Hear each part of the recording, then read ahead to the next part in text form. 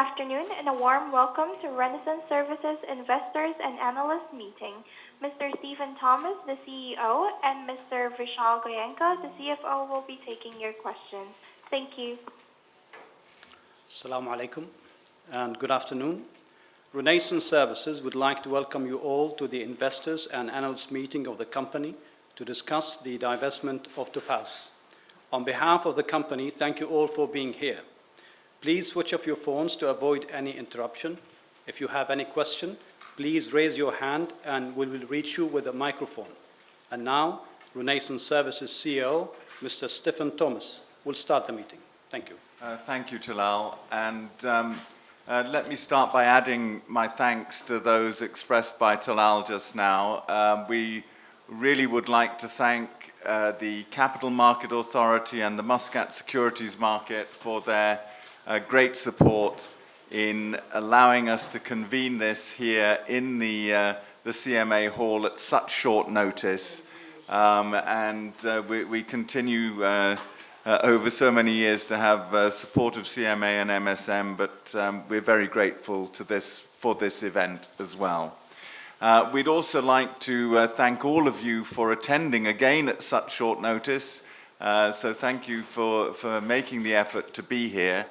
And that includes, of course, friends and interested stakeholders who are dialed in on the line here.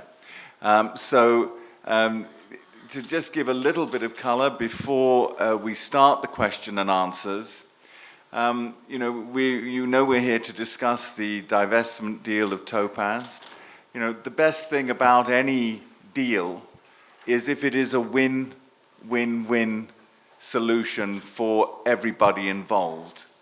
And yesterday our board, in reaching the decision to approve this deal going forward, really believes that is the case, that is what we've got here. We believe it is a good deal for the buyer. It is a good price for them, and DP World, of course, has synergies and global reach that can take Topaz to a different level as the conditions in that industry are already starting to improve. And that means it's a win for our Topaz colleagues and everyone involved. So all our stakeholders there, our clients, our customers, the employees, the management team and the service providers for Topaz. We believe that at the end of this process that we have done our fiduciary responsibility for them, and we will be handing the company over to the right kind of owners. We've said for some time now, it's over a year ago, that we said to you we would be looking at some sort of capital event or liquidity event, and we've explored so many options, but we feel now we've come to the right deal, and it's good for both of those parties. Then, of course, the other very important win that we're here to discuss today is how we see that as a win for Renaissance. And we, of course, will take your questions on any subject, but what we do hope to cover in the course of this session is how we see that this deleverages the company, how it de-risks the company, how it also enables us to meet a number of obligations that we have that are forthcoming. And then most important, if many of you will remember that the board set out a strategy many years ago. We'd started off as quite a diverse group of companies. And in each case, we have divested what became non-core businesses, in all cases, to great new owners. And we've seen those businesses go on to flourish under new ownership. And we said when we came to being just the two businesses of Topaz in the OSV, the offshore support vessel industry, and Renaissance in the services industry, we talked about being one group, two companies. And the intention was always there that the day would come when these two companies would be best served by being independent of each other and operating individually. Whether we retained some ownership in Topaz through an IPO or now in this particular case with a 100% divestment, that is now happening for Topaz. And that leaves us with our services businesses here. And it is a known fact in markets all around the world, and our market here in Oman is no exception, that investors do like to have clarity of the business that you're in. And so we do have that singularity of being in the services sector, and we also have the diversity of the range of services that Renaissance is in. And I'm sure as we take your questions, we'll be able to discuss some of those things and the tremendous platform of opportunity that it gives, A, for us to create value and grow the business from this. It's a less capital-intensive model in pure services. We always said Topaz needed to be somewhere with access to deeper capital and more global reach. That's achieved for them with great new owners in DP World. And for us, we now have a less capital-intensive model, but where we do have some capital projects, as you know, with our accommodation solutions, and we have some pure services businesses as well. And the combination of that enables investors to look at the company with greater clarity, look at its tremendous opportunity as governments, not just here in Oman, but around the region, seek to outsource services and all the tremendous growth opportunities that offers. And so being now in a single-purpose services business, that also gives the opportunity not only for a platform for growth, but also for recognizing optimum value. So that's what we're here to discuss, and we open the floor now for your questions. Thank you. Hi, can you hear me? Yeah. So, Hitesh from U Capital. So the question is that, okay, we understand that Topaz will not be there next year. In terms of accounting, how will it work out? Is there any cutoff date which has been set for this deal? Let's say if this deal happens on 30th of September, so until 29th of September, will you be consolidating Topaz? Let's assume the final go ahead on that date. So is there any cutoff date? How will the accounting work in that, So there will be a consolidation, and at the end of the period, there might be a profit from discontinued operation. So could you please explain this accounting treatment, how this will work? Thank you. Sure, Hitesh. It's a very good point. But before I come to that point, let me just explain on one word which Steve really, included in his opening statement, is the simplicity and clarity. I think that is the key, and that's the reason why we are holding this meeting, because we could have just done this meeting over the conference call, because some of the international participants are also here. But we thought that this is such a big event for Renaissance. Let's meet with each one of you in person, and then we explain this.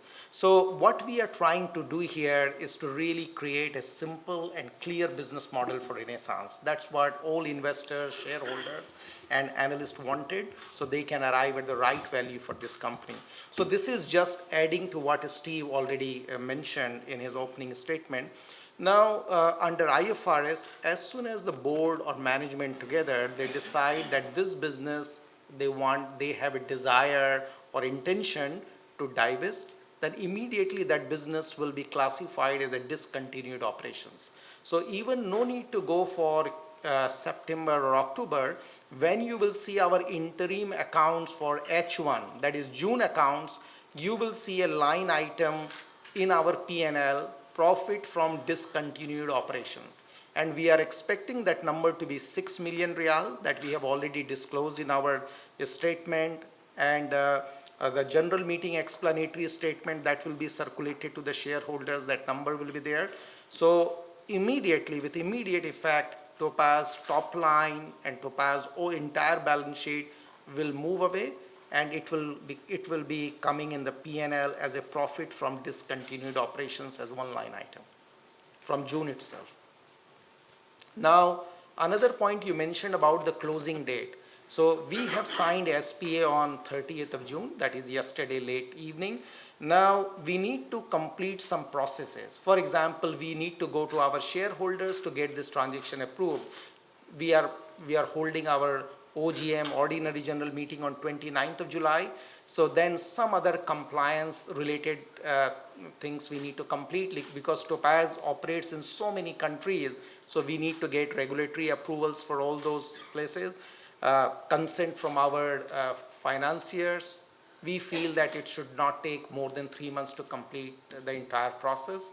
And so we feel that before Q3, the closing should be concluded. But profit from discontinued operations should be a constant line, around 6 million real throughout the process. Yeah.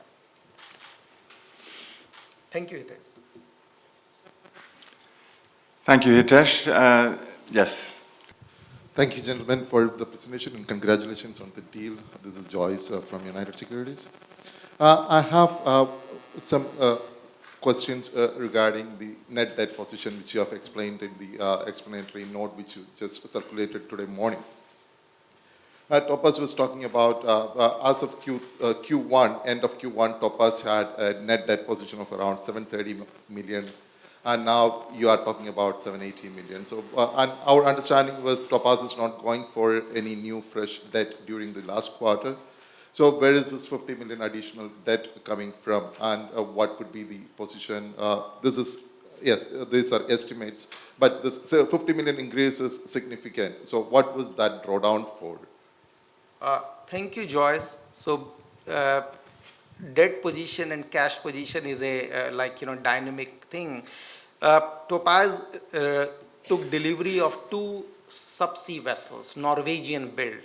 So those vessels we drew down, and those are the numbers here. Topaz took some loans from JV partner, for expansion of the business. That is here. Also, Topaz drew down some working capital lines, RCF. So those are there. And we are planning to buy a new vessel in Africa, in Nigeria. So that's the reason why this funding has gone up in Topaz. But ultimately, what we are going to get it, I will show you in one of the slides. Let me see if I can. Yeah. If you see, total debt of Renaissance at the end of 2018 was 474 million real money. Yeah. So then some increase in debt happened, decrease in debt happened. When you see Topaz here, different number. With all, the net impact is going to be 85 million real money. So Renaissance debt position will come down from 474 million real money to 85 million real money. Our debt to cash EBITDA will improve from 6 times to 3 times. Our gearing will improve by almost 65%. So with all those movements in Topaz, of course, those are important points. We need to have a watch on debt and cash position till the closing, because if debt moves up, we will get less equity value, till the closing. But what we are seeing that ultimately, when the transaction will be closed, Renaissance will be a very optimal geared company or very low geared company. That's the reason. This is one of the big advantage for doing this transaction for us. I perfectly understand that. And you said 85 million, and my calculation was around 80 million. So what's your outlook and what's your strategy for your net debt, your leverage levels and the gearing levels going forward? Is there any specific targets that we have going forward, let's say maybe for 2020 and beyond? So as we, of course, we have put this disclaimer earlier, because it is very important that for all of us, we discuss something about the future, really give you some kind of the flavor, so you know where Renaissance is going to head post-Project Oryx. But instead of saying that this is my optimal debt or gearing ratio, let me just show you that what generally net debt position is with all the top facilities management companies in the world and where Renaissance will stack up against them. So if I just show you this position, if you see net debt to EBITDA for Renaissance would be around 2.5, almost. That is a very good position to be in if you are a listed company, whether at MSM or anywhere in a top-notch market. Anything under 3 or up to 3 is great, and we are reaching there. And you can see some of these top companies like ISS, Aramark, Sodexo, Compass, we are within that range. That's the reason why these companies are getting a multiple of 40 times, 38 times. And ultimately, that's where we need to take Renaissance to that level. Because on the other side, when you see return on equity for Renaissance is like at the top end of the table with 23% compared to all other companies. And of course, Compass is an aberration in that sense. But that's what is ultimately what we are planning to do with Renaissance. So net debt to EBITDA should be in this range, maximum up to 3. Return on equity should be somewhere north of 15% and high between 20 and 25%. That's what Renaissance will become. And when you put out the announcement, you said the cash proceeds and everything, and then the 300 million reals as the debt of Topaz. So what will happen to the Topaz bonds? Will there be any early recall? So basically, when we are doing this transaction, now the entire debt, we are selling Topaz as a going concern. So entire debt of Topaz will also be taken over by the buyer. So how they deal with the bond, of course, they are solid $25 billion company. They will do what is best for the bondholders, what is best for them, because bondholders have been really very happy with Topaz bond. You must have been observing that bond is trading at around some premium even in this market. So bond entire debt of Topaz will move away with the buyer. Yeah. So they will decide what they need to do with the bond. Another question that I have is on the corporate structure, post-deal corporate structure. Are we selling the UAE entity or are we selling the Bermuda entity? Good. So you are really deep into our structure. Very good to know, Joyce. I just wanted to know how many subsidiaries will be there after the deal. I see only you have with significant minority interest. So I see only Dukham is there, but just wanted to confirm it from your side. So basically, we are selling Bermuda entity. Topaz Javza will continue. Because of some regulatory requirements, the proceeds will come at Topaz Javza. So Topaz Javza will continue for some time, and then we will decide what we need to do. Topaz Javza is just a holding company for our marine business. So Topaz Bermuda will be sold or is sold, and Topaz Javza will continue as our subsidiary company, 100% subsidiary. No any other subsidiary in Topaz will be part of Topaz Javza. So it is one single holding Javza company that will be with us. So will that operate as a shell company or without any? Yeah, absolutely. Till we complete the entire process. Another question that I have is, what's your strategy going forward? Are we looking at using this less leveraged position, and we have 12 million additional cash coming in after paying off the debt? So will there be one is a business strategy and the other one is on the borrowing strategy for Renaissance? I see some of the loans which are under the Renaissance name as you are paying around 8% plus. So will there be any restructure of the loans? Are you trying for any of the restructuring of the loans or anything like that? So Joyce, I think you have touched on two important points. One is on the financing and second is on the business. So Steve is going to really elaborate on the business part, but big finance part, let me close it here. So we don't like the word restructuring. Restructuring is basically a weak position. We are now talking from a very point of view of a strength. I'll put it as refinancing. No, you're absolutely. So basically, over last 4 or 5 years, oil price from $25 to $100, it doesn't matter. We always paid everything on time. Renaissance perpetual, Topaz bond, all debt, because some of our cash generating businesses like in Oman, in outside Oman really helped us that. So there is no restructuring. What we are saying here, if I will let me see if it is here. Yeah. So we, out of the entire proceeds, we are going to settle our obligations with the Standard Chartered, because that was always the biggest worry with all our analysts and investors, because that is not far away. That is coming this year. A Standard Chartered obligation was for this year. Then we will settle down perpetual notes, because perpetual notes carrying a coupon of 7.9%, and then coupon, if we don't call it by 2020, the coupon would go up to 12.9%. And considering the interest rate scenario in Oman, it is important that we settle those. So two big items will be settled. And then of course we are going to pay some of the loans what we have taken in Oman, because those are backed up by Topaz shares, because so all we need to release it. And we are saying here up to $100 million of loans we are going to repay. You can see prepayment of RS loans, that is in Renaissance. Why we are going to prepay?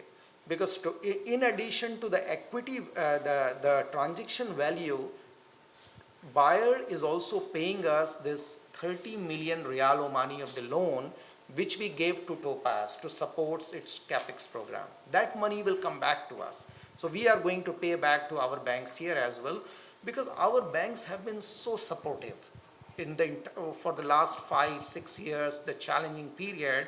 Now the time has come that we paid everything on time, but now we are going to prepay some of these stuff to them as well, and clearly focusing on facilities management business, which is where we have for Dukkam 13-year loan, other loan is for 10 years with the banks.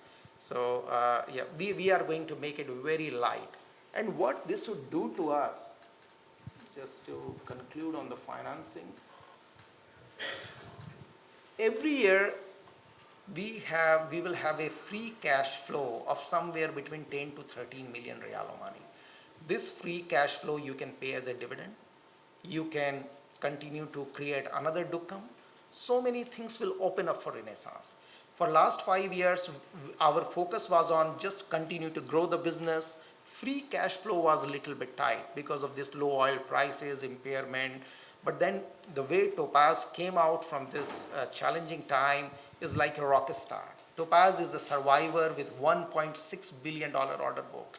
So with the transaction of Topaz, Renaissance will have 10 to 13 million Riyal every year free cash flow. So Renaissance will start resuming dividend payment. Yeah. But we don't have, we have our accumulated losses in our balance sheet. So how will you address that when coming into payment of dividends? So if you see in the explanatory note that will go to the shareholders, so two balance sheets we have. One is consolidated balance sheet and one is parent company balance sheet. So in parent company balance sheet, we will have accumulated losses because we are carrying Topaz investment at the cost, but because of the transaction and impairment, whatever happened and were accounted in consolidation, now those all will be accounted in parent. It's just the book accounting.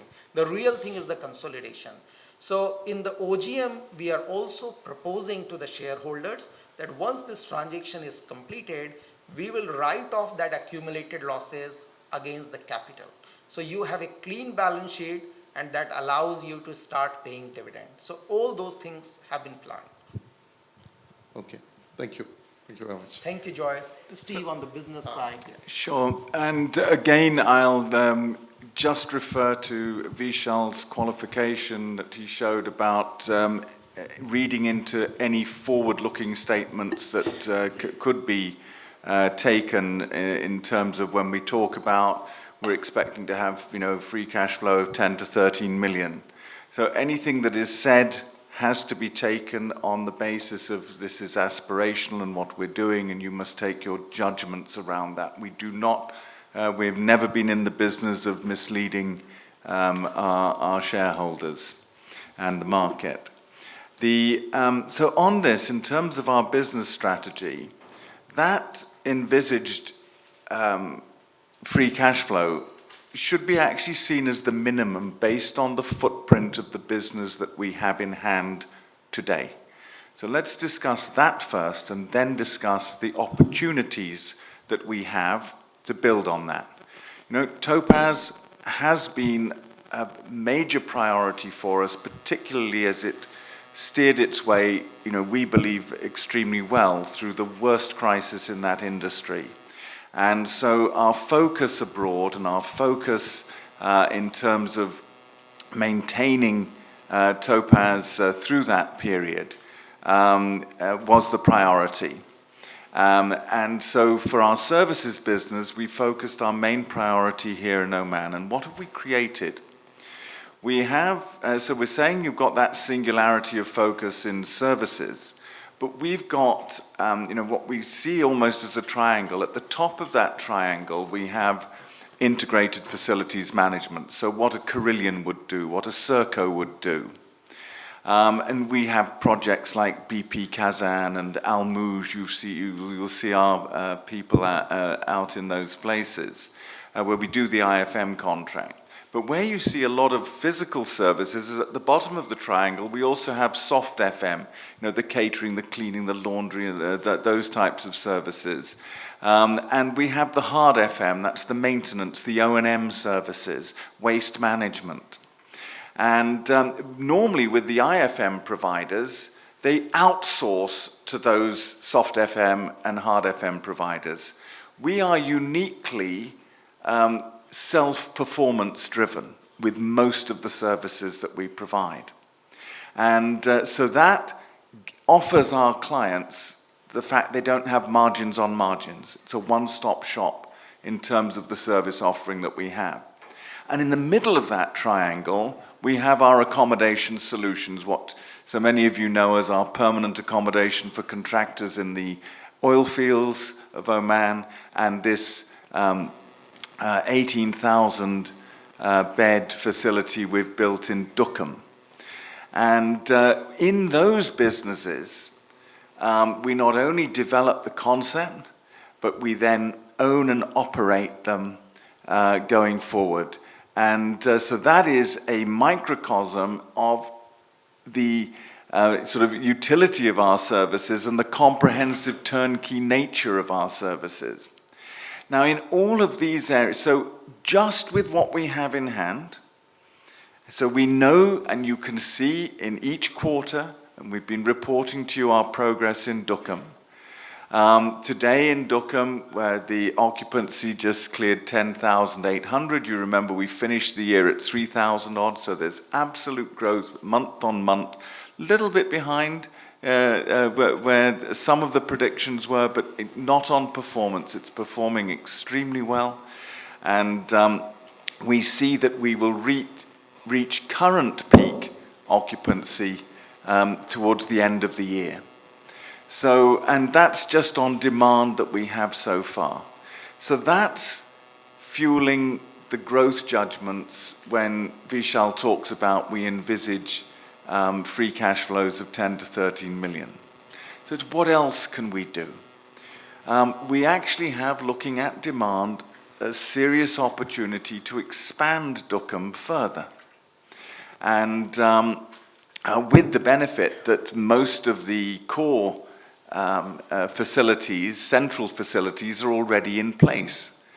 So that expansion would be extremely positive for our shareholders if we went forward.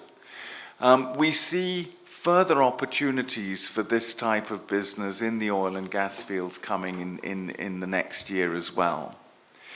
And in terms of those, and those are the capital requirement expansion opportunities that we have.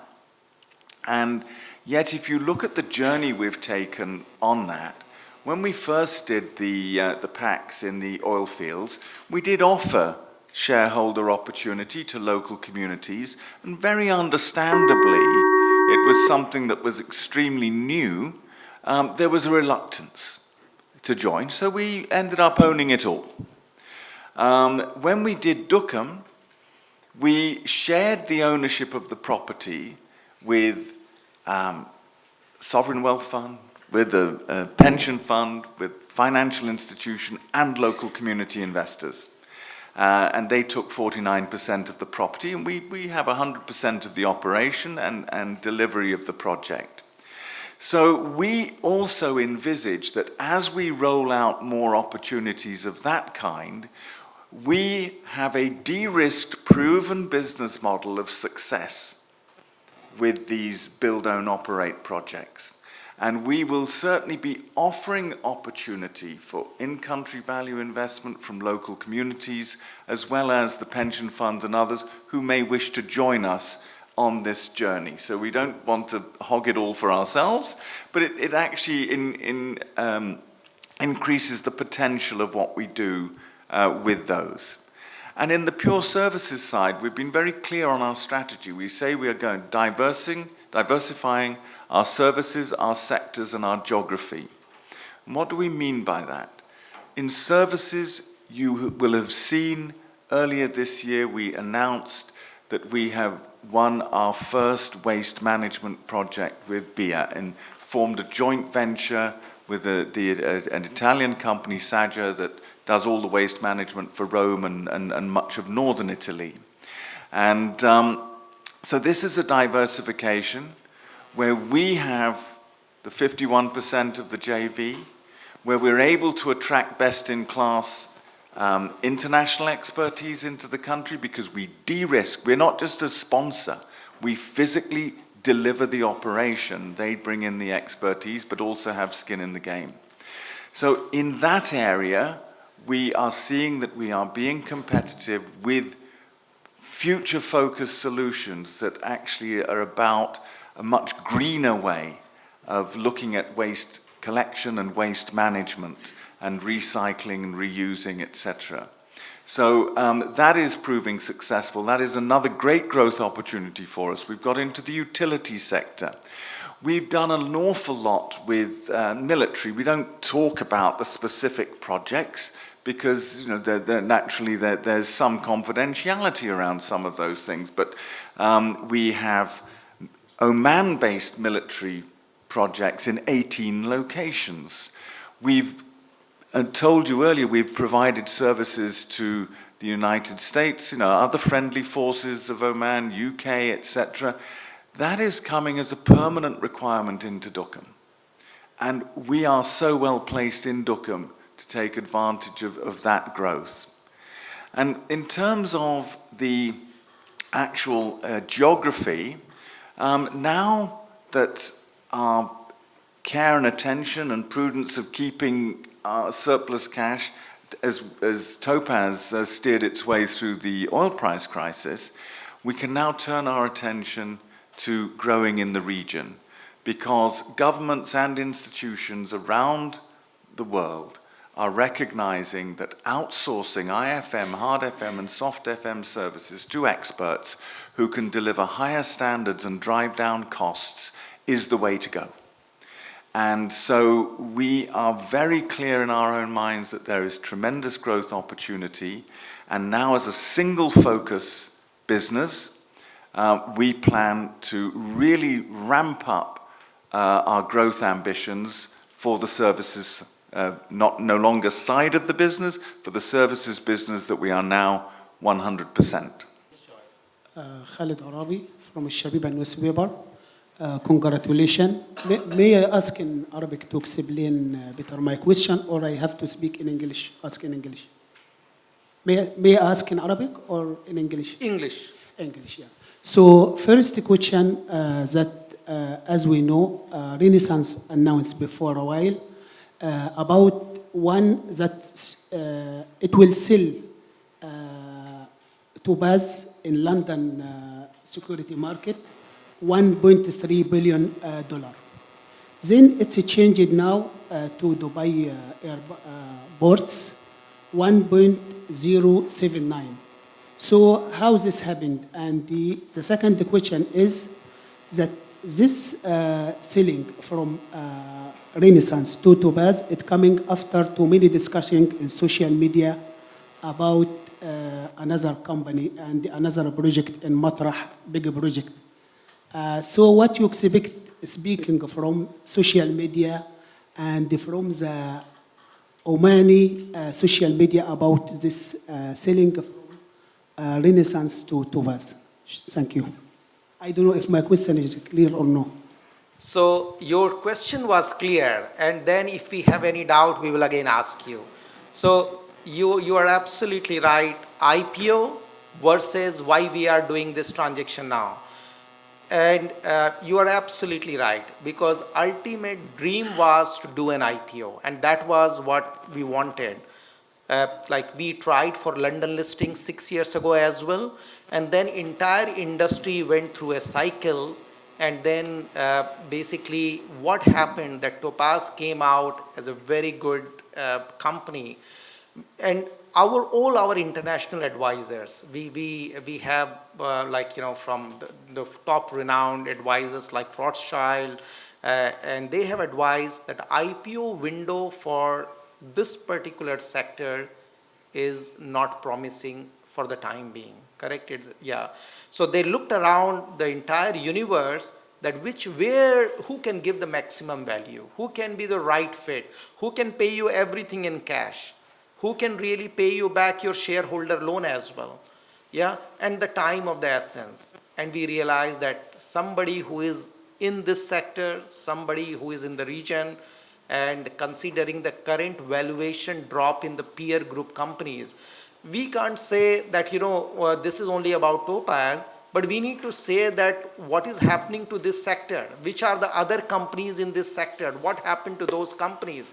Like some of the companies which were there 5 years ago are no more there. They are completely wiped out. Shareholders lost 100% of the value. With this transaction, if we waited for IPO window is closed, and then you need to ensure that it comes so timely that you are able to meet all your obligations as well. We can always go and negotiate and defer the obligation, but perpetual coupons will go from 7.9 to 12.9. Your Standard Chartered transaction, you are committed to do this. So considering what is best available in the market, what kind of the best EBITDA multiple you can get it, and and then you see that you get your money back as a shareholder loan, we thought this is a very, very good for all the three parties, as Steve explained, for the buyer, for the company, and for Renaissance. Yeah, can I just, thanks Vishal, and let me add a little to the theme that you've started there, is this is not to be interpreted as a case of we'd like to do an IPO, but actually we can't, so now we've got to settle for something else. We have been very clear from the beginning that we were looking at a capital event, liquidity event, and this, if you go back and read our annual reports and our chairman's statements over each quarter over the last year, it's very clear that we are considering IPO, we're considering sale of equity, we're considering M&A opportunities, and so that has been quite an exercise for all those involved, and Vishal's been at the forefront of that from the Renaissance team. And so many options have been considered. So whilst there's no current visibility as to when IPO would be an option, if we weren't doing this deal, we still have those obligations like the Stand Chart, like the perpetual notes next year and so on. We have other plan Bs if we didn't do this deal as to how we would deal with that. We can pay more money for them, or do a partial liquidity event that would help deal with that. Why this deal has been chosen is you must seize, when you see the right deal at the right time. So if it had been right to IPO back in the third quarter of last year, we would have done it. But the market conditions at that time were clear, and the professional advice we were being given is not now, probably not till later next year, meaning 2019, and maybe not even till 2020. So we'd even wait for that today if we felt that was the best option for this company and for this company's shareholders. But in the meantime, we have secured a deal that we see in all the options that we have considered, that this is absolutely the right deal with a win-win-win for all parties. So it is not about just, oh, we'd have liked to have done an IPO, but we can't, so we're doing this. We are choosing the liquidity event that makes absolute sense for our shareholders going forward. And remember, what we always stated were our strategic intentions.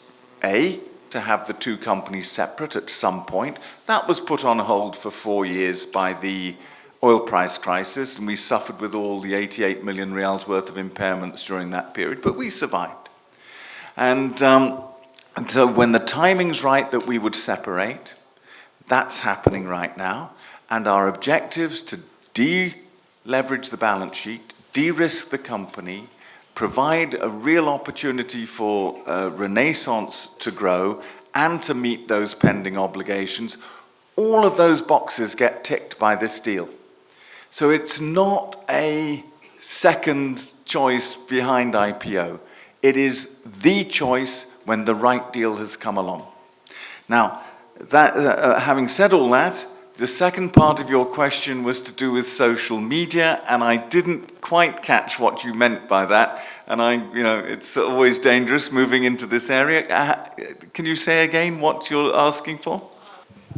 This sign or selling from Renaissance to Dubai ports, it coming after so many speak in social media last week about the cooperation between Damak and Umran in big project in Matrah, and this come in the same level between the two companies. Sorry, you're commenting on that people were looking at a higher number of the deal? Yes, the deal that we've announced here, the 1.079 billion. No, sir. I think, sorry, that's not what he said. His second question, just to clarify it in English, he said that you are coming after a week ago when a deal between Damak and Omran was spoken of on social media about the Matra project. So he said this deal seems similar to that, and he just made it as a comment. He didn't say it that you were reacting to that deal. He just meant it as a comment, that's all. Am I right? Okay, I'm sorry I didn't catch it correctly. Thank you very much. But thank you so much for explaining. Yeah. Thank you, Stephen, Vishal, for the presentation. I just wanted to go over, obviously, the business that you're left with. Could you go over the assumptions of the $35 million in free cash flow that you expect? Because I don't think we got a chance to discuss that, because eventually this is what you're going to be left with. And also, can you talk about the assumptions behind $35 million? At what occupancy are you assuming Duqm to be? Obviously, you expect to ramp up to 100% this year. And what sort of numbers in terms of upside can we see on the current business? I mean, of course, you spoke about growth plans, and things you could do. But given your current business, where do you sort of see free cash flows next year? That's one. Second thing is, can you also talk about Joyce's question when he said that you obviously have the numbers for the deal. What sort of retained earnings will you end up with on the consolidated balance sheet after this deal? Because I had the number for Renaissance, you're looking at a 23 million riyal loss or so in the retained earnings as of the end of the first quarter. We also have numbers for Topaz. But at the end of this deal, as we speak, what sort of retained earnings are you left with? And my last question was on the debt. What is your average sort of cost of debt going to be after you pay off, these high sort of, high yielding debt? So that's my last question, because, I mean, eventually all analysts here at some level have to sort of, make a fair estimation of what Renaissance's profitability and free cash flow is going to be going forward with the business that you have left. And that's where I'm sure a lot of future questions would come in. So, I mean, that's the reason why I'm interested. Well, I'll answer the first one, and then Vishal will answer in terms of the balance sheet and the debt. On the first one, the assumption on Duqm occupancy, for example, in that free cash flow judgment that is there, is 80%. We are expecting it to be better than that. We're expecting to be full by the end of the year, and we are considering actively with our board of an expansion program for Dukem. That isn't factored in here. That will be announced if we go ahead with an expansion program. But of the existing footprint, the judgment in those numbers is 80%, whereas it is reasonable, based on the demand that we've got, to expect 100% of the current footprint over the whole of 2020. Thanks, Steve. So, Abbas, business as it is, with Dukem running at 80%, we are expecting this kind of the cash flow. We have not assumed Dukem expansion or doubling the capacity. We have not assumed new projects coming and really increasing the top line. So if the business goes as usual, and if we are able to achieve a minimum occupancy of Dukem, this one, then this kind of the cash flow we are expecting here. And what are the big changes? So we are seeing that your debt commitments will come down significantly because you are repaying, no perpetual notes coupon will be paid out. So what you are paying 4 million Riyal every year, that can go back to the shareholders as a dividend. So this is based on the business as it is. Not much speculation is there because this is what we can see as of today. In terms of our finance cost, at present, like average would be including perpetual notes, Topaz high yield bond and all, somewhere around 8, but it would come down under 6. Yeah, so that we have shown in one slide here that my finance cost will come down from 10 million Riyal to even like 5.8 million Riyal. Yeah, so this is just Renaissance. In terms of the balance sheet, the dividend paying capacity, or basically how we will look at it, the total equity base of the company would be around 60 million Riyal Omani, 60, including minority of Dukem as well, because in Dukem. So we are looking at 60 million Riyal of equity. Post this transaction, we will call for an EGM whenever it is, and we will write off the entire accumulated losses against the capital.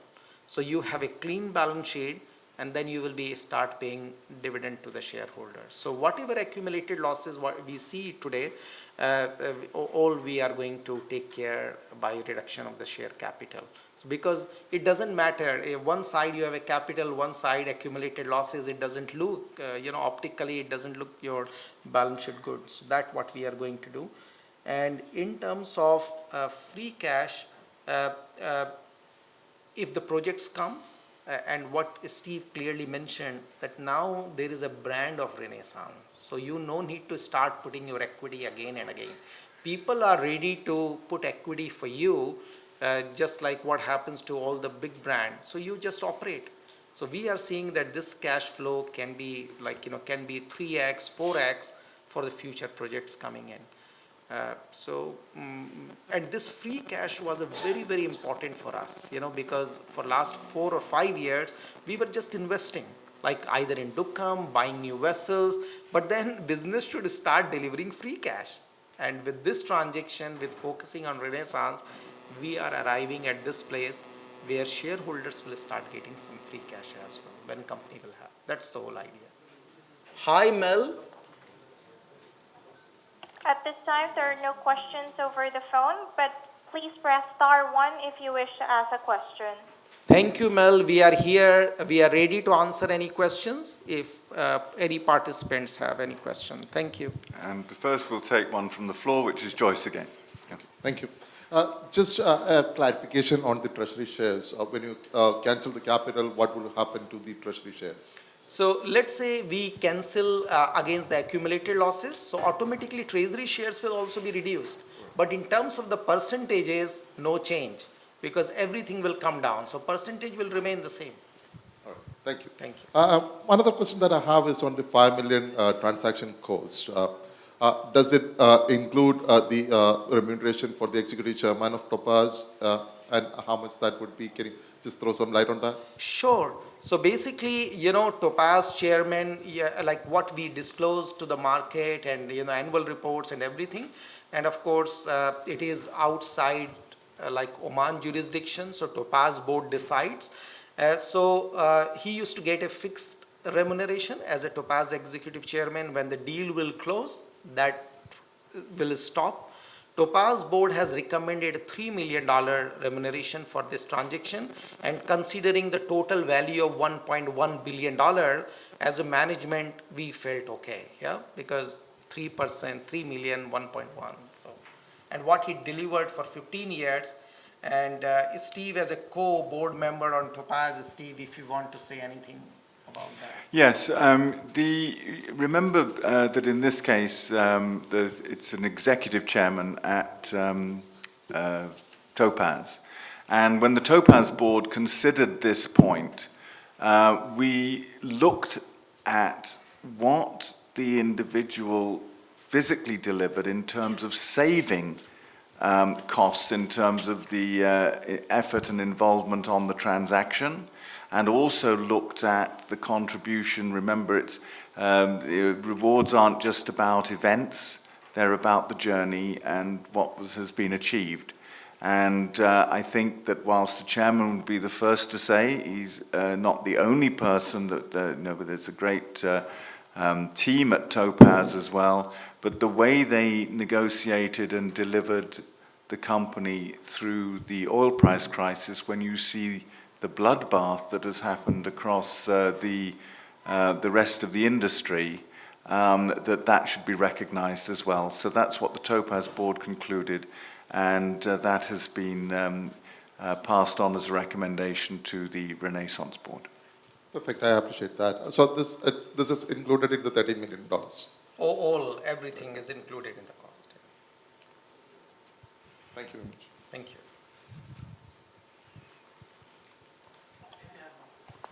Thank you. Just to advise you, there are no questions over the phone at this time, but once again, it's *1 to ask a question.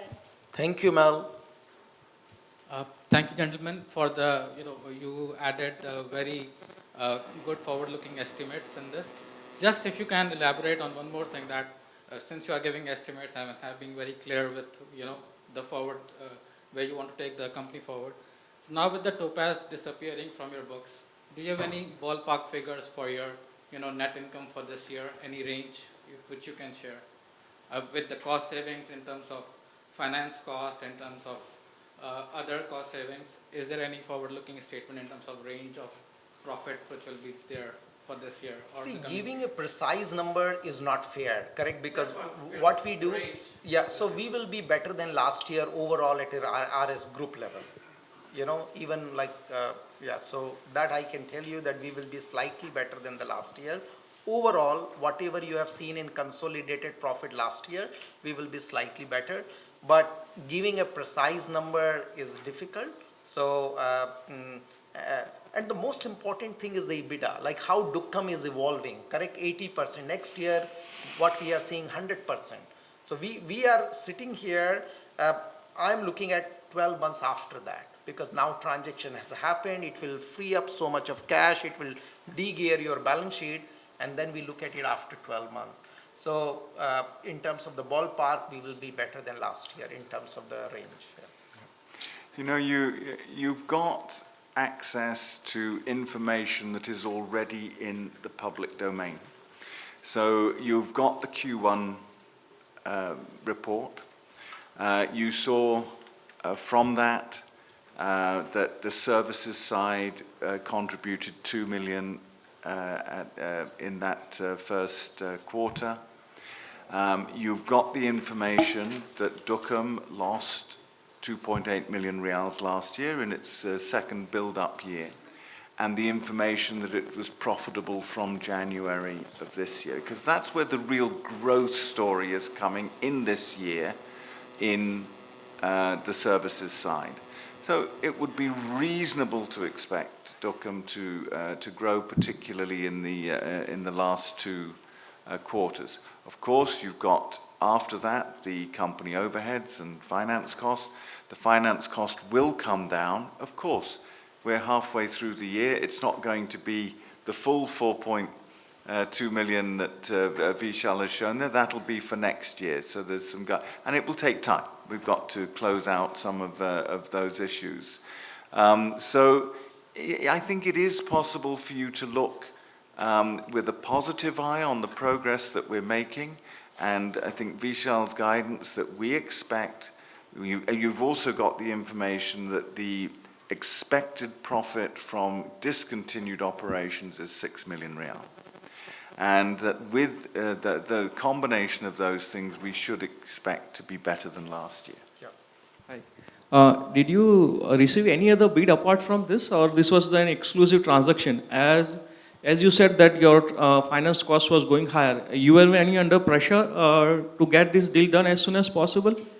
And second thing is that after getting this deal done, as there was no chance of IPO, as you were saying, for next 12 to 18 months foreseeable future, this forced you to do this transaction? I think I have already answered that, but I want to make sure that it's understood. This is not a deal that has been concluded under pressure. We've gone to, we announced over a year ago that we're looking at all options and we're taking professional advice on those options. So that has continued, and we've updated consistently every quarter that process is still going on. Now, that included the point made earlier by Vishal that the professional advice was that last year was not a good option for going forward with an IPO, and that possibly later this year, but less likely probably into next year. So that remained an option, and that remains an option for us when yesterday the board opted for this deal. And all those options would still be very much considered, because even on the point that we want to meet these forthcoming obligations like the stand chart, like the perpetual notes, etc., we have alternatives, including making the date of the stand chart obligation move further away, and that our partners were amenable to talking about that and so on. So that it's not been done under pressure.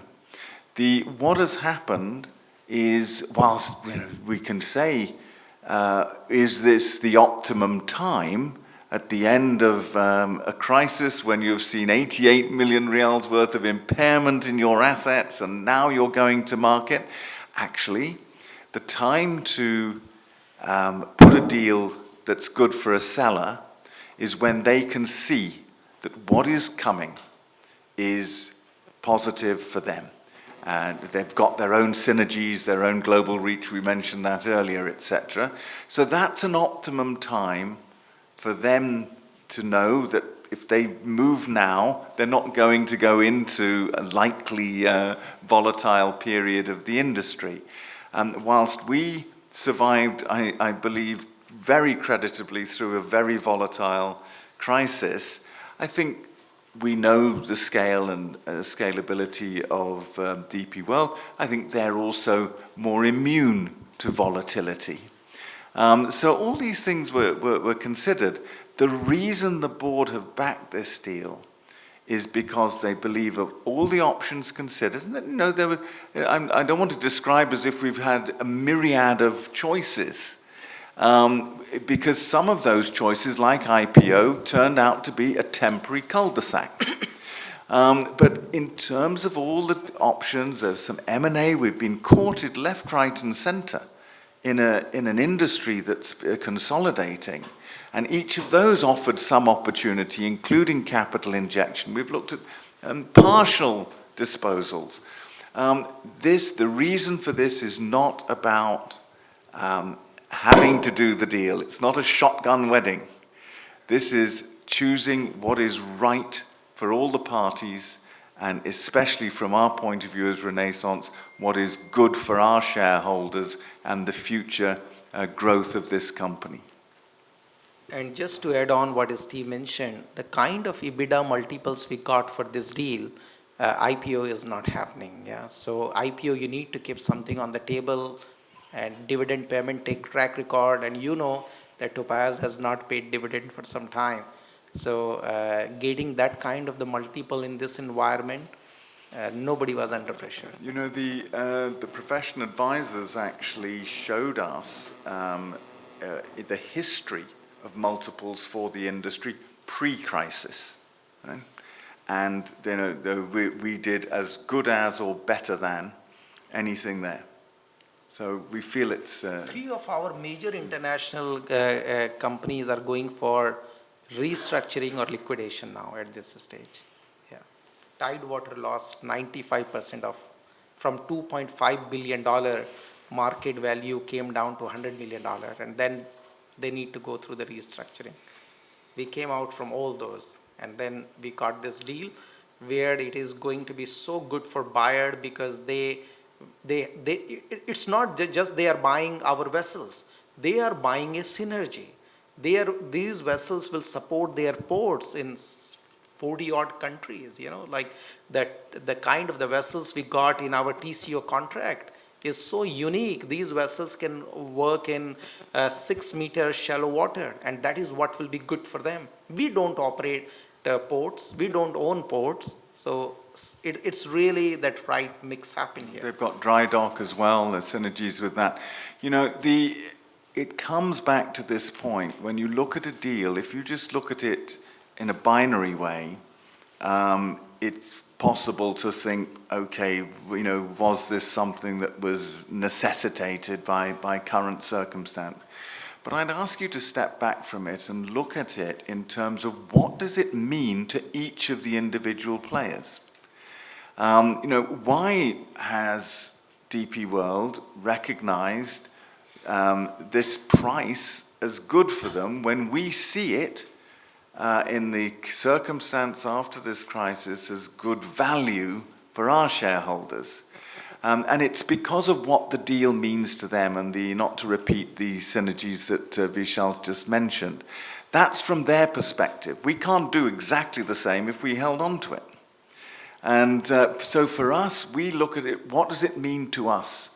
And it's back to that list, you know, of deleverage, de-risk, meet those looming obligations, and have a very strong platform for growth in our proven successful services business.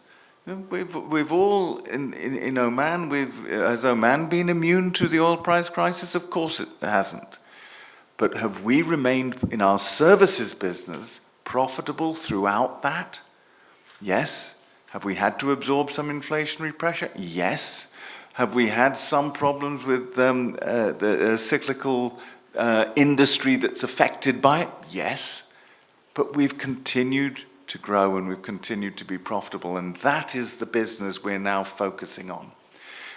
You know, we loved having Topaz, and we loved the people, and we love the company, and we're happy that they can go on and do greater things in a different ownership environment. And we are now focused where our ownership really makes a big difference, and that we believe we can really deliver for shareholders. It has been painful for us to go through such a long period where we've not been able to pay dividends. And it was the right thing. We had obligations. We needed to keep Topaz going through this period and growing through that. It was the right thing to do. But we don't like it. We want to be a dividend-paying company, as well as a company that is investing in opportunities for growth. And so we've got a proven business model with all our services, and we believe that from this deal, it gives us that platform at a time when the demand for the kind of services that we provide, and speak with our clients. You see our sustainability reports, you see who our clients are, the PDOs, the BPs, the Ministry of Health, the military, and and many others beside, and see how they rate us in terms of the quality of those services and operations and standards and best practices with best-in-class practices around the world. And I think we thank you as our shareholders and stakeholders and people who watch us closely for your belief in that. and for our clients and customers for their belief in that. And we are inspired to be as good as or better than. Our vision is to be the best services solutions company. And those solutions are starting to get very interesting with developments on the digital and technological side and artificial intelligence and robotics and so on, where we, I think, in Oman are trying to be at the forefront of how do we raise standards and drive down costs for our customers. Because there's real growth in that for us and for our shareholders. Go ahead, sir. I have a question on your Standard Chartered payment. You mentioned that you have to pay $101 million, whereas your earlier guidance was around for $110 million. So could you just guide, what has happened in terms of the value? Then on the contract backlog for your contract services, you mentioned it's $330 million. Is it include the Dukum project as well? And the third one is on your CapEx. What would be your CapEx guidance for maybe next 3 years for your contract segment? Thanks, Samir. Yeah. So on Standard Chartered, you are right, because we mentioned about $110 million, and that was our obligations. I think Standard Chartered has been such a good co-shareholder to us in Topaz. They understood that, how oil price, falling oil prices impacted OSV sector. And then when we presented this transaction to them, their exit was secured. So they accepted 101 instead of $110 million.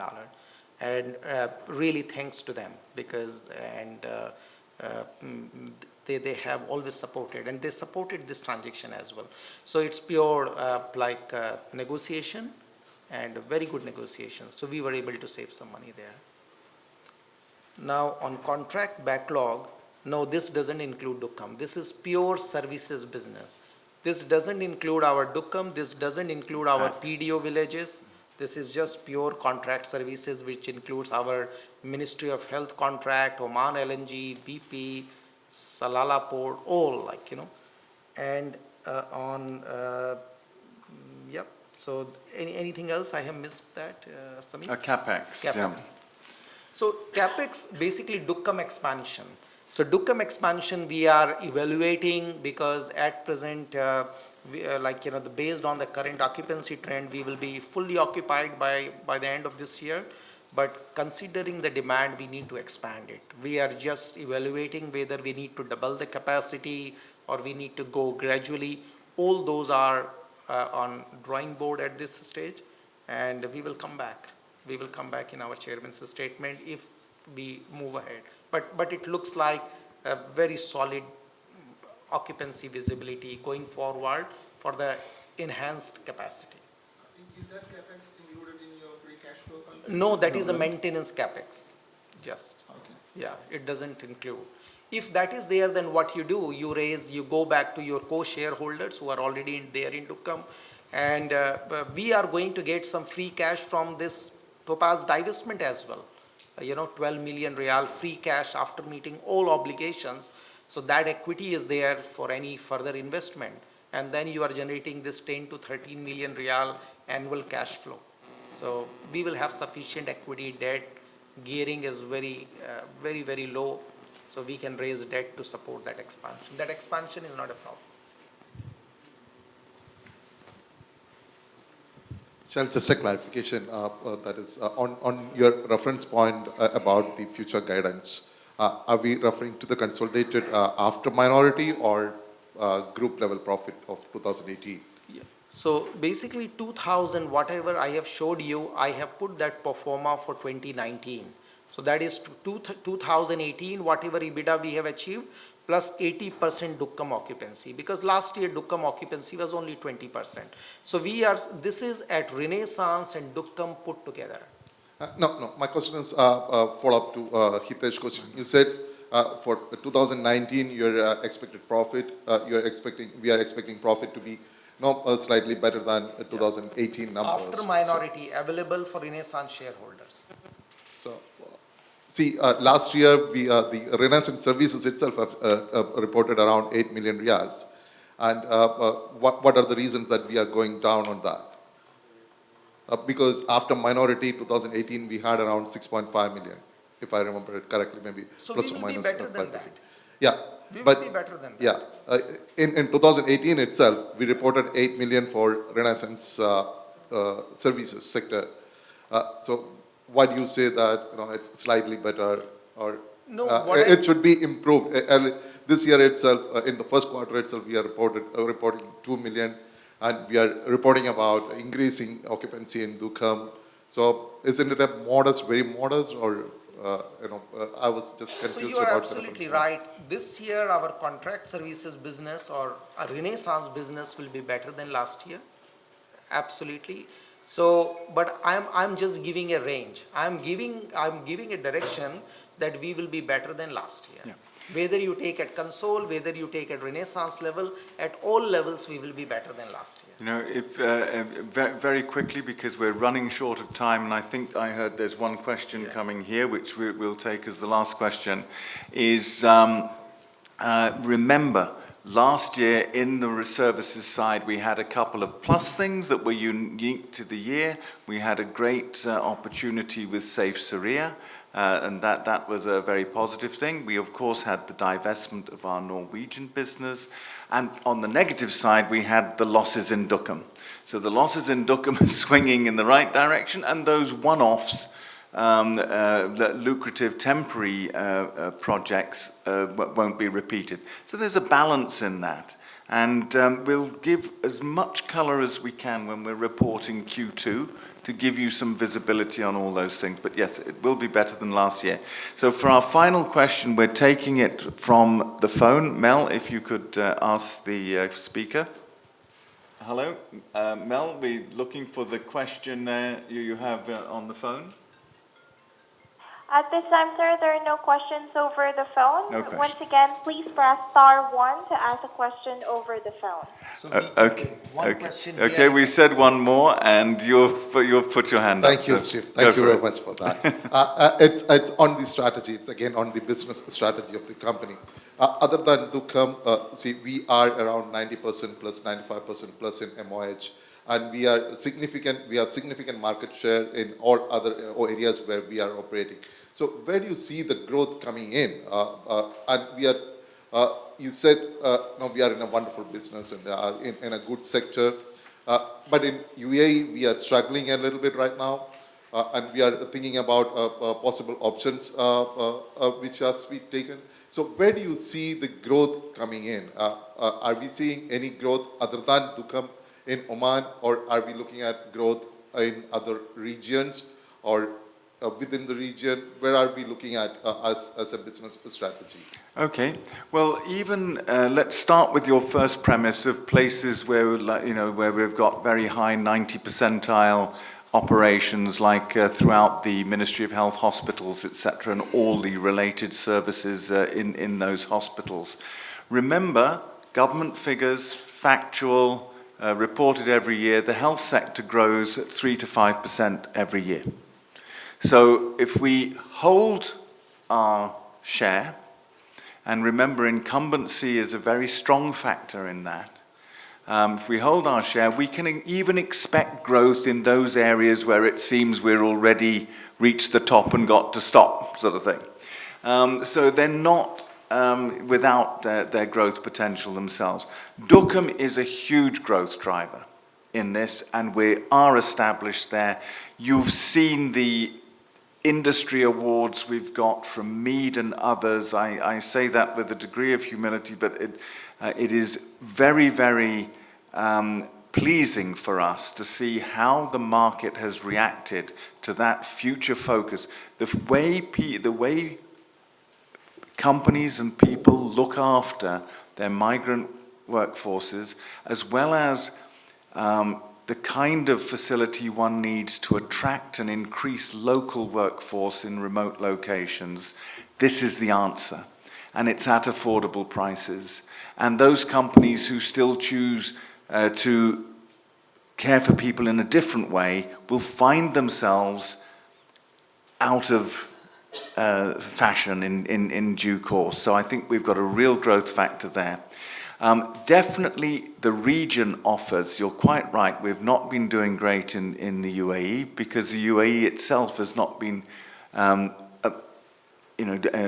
growing economy, and a new business coming in trying to grow organically in a business that's already well provided for is not what's being looked for at the moment. But there I think we do see some future M&A activity that would drive growth and give us a much bigger platform to grow on going forward. And the last thing to say is, don't forget, we might have 90% of the healthcare sector in services, but we've just had our breakthrough with about 3 or 4% of the waste management market, as an example. This is our strategy of diversifying services and sectors. And, of course, nobody wins every project and every contract that they go after. But as Renaissance has proved time and time again, when we do a business right, when we get it right, we are a serious contender in every opportunity that comes our way. And there are enormous opportunities coming our way in terms of accommodation solutions, in terms of military, in terms of waste management, in terms of utility sector, all of which in the services side of that we have a small share of. So we see a lot of potential for growth.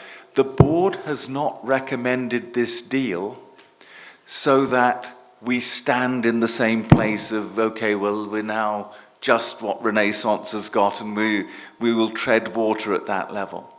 They've done it because they see the tremendous growth potential in this side. So, watch this space. We're very excited about some of the opportunities that are coming along. Some of them have to be competed for, but they're not out in the public domain yet. But we're excited about the future. Okay. Thank you for overstaying and some of our long answers I apologize for. But we're again very, very grateful to you all coming. We're extremely grateful to the CMA and MSM for putting this on for us at such short notice. And thank you all, and thank you for our international callers for dialing in. But we now draw this to an end, and thank you very much. Thank you, Mel. Thank you all. Just a reminder, a replay of the meeting will be available through Renaissance website. Thank you all.